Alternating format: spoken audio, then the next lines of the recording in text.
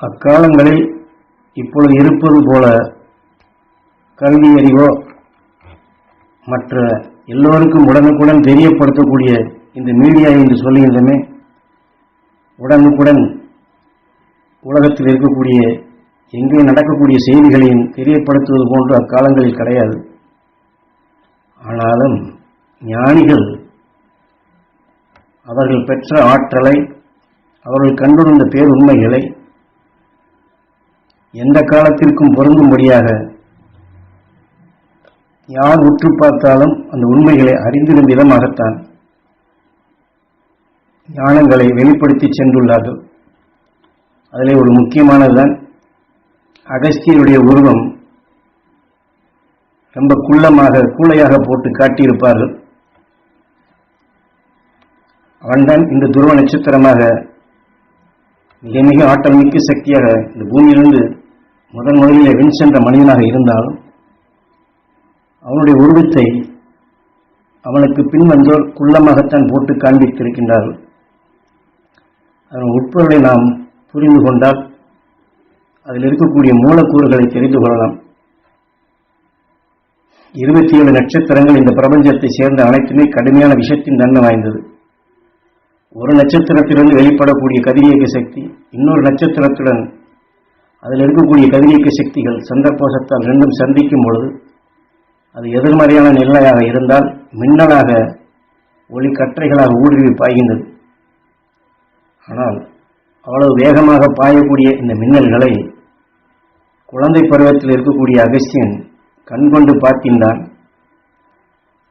அதே சமயத்தில் அது அவனுக்குள் அடங்குகின்றது. அவனுக்கும் அது மகிழ்ச்சியூட்டும் உணர்வாக அமைகின்றது. அதை உற்று பார்க்கப்படும் பொழுது அந்த மின்னல் இருக்கக்கூடிய ஆக்கங்களையும் செயலாக்கங்களையும் அது எந்தெந்த நட்சத்திரத்திலிருந்து வருகின்றது, எப்படி மோதுகின்றது என்ற நிலையையும் அறியும் ஆற்றல் பெறுகின்றான் குழந்தை பருவத்திலேயே. இது எப்படி என்று நமக்கு புரியாது இருக்கலாம். குருநாதருக்கு ஒரு உதாரணத்தை சொல்லுகின்றார்கள். குளவி புழுவை எடுத்து வந்து தன்னுடைய விஷத்தால் அதை கொட்டி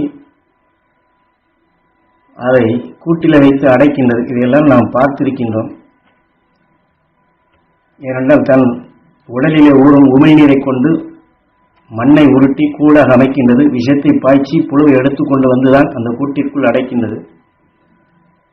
ஆனால் குளவியினுடைய விஷம் புழுவின் மீது தாக்கப்பட்ட பின் உயிரினுடைய துடிப்பு அதிகரிக்கின்றது. என்றால் வழக்கமாக புழுவினுடைய துடிப்பு கம்மியானது.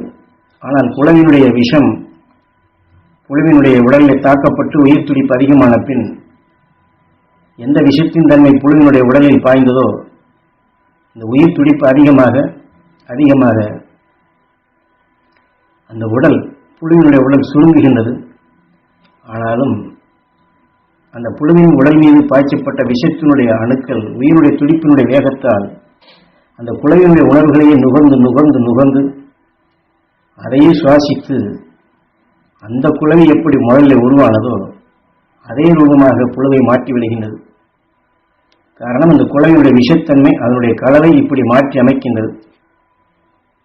குளவி தன் இனத்தை இப்படித்தான் உருப்பெறச் செய்கின்றது. ஆண் பெண் சேர்ந்து அல்ல.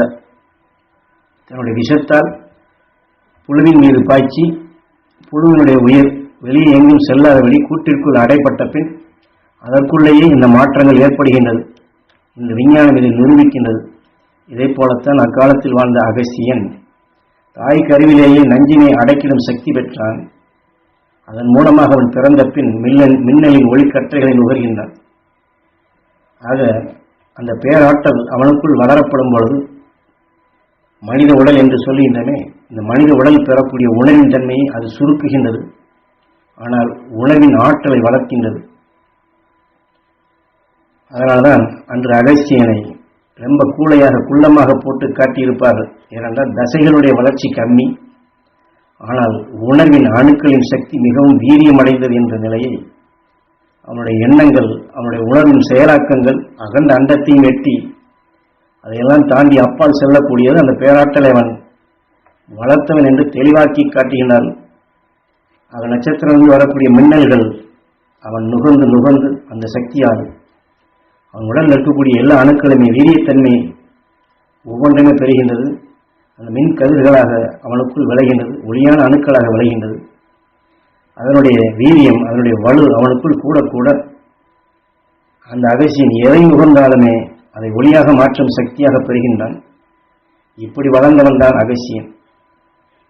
அது இது மட்டுமல்ல, இந்த பூமியிலே எங்கெல்லாம் எதுவெல்லாம் இருக்கின்றதோ, எத்தகைய விஷத்தன்மையாக இருந்தாலும் அதையெல்லாம் அடக்கிடும் ஆற்றல் பெற்று, தாவர இனங்களாக இருந்தாலும் சரி, மற்ற எதுவாக இருந்தாலும் சரி, அதனுடைய இயக்கங்களை பூராமே அறிந்து, வான இயல், புவியியல், உயிரியல் என்று சகலத்தையுமே அறிந்திருந்து அவன் விண்ணிலே இந்த துருவ நட்சத்திரமாக இந்த பூமியினுடைய ஈர்ப்பிலிருந்து விடுபட்டு உடல் பெறும் உணர்வை மாற்றி பிறவியில்லா நிலை அடைந்து அங்கே வாழ்கின்றான்.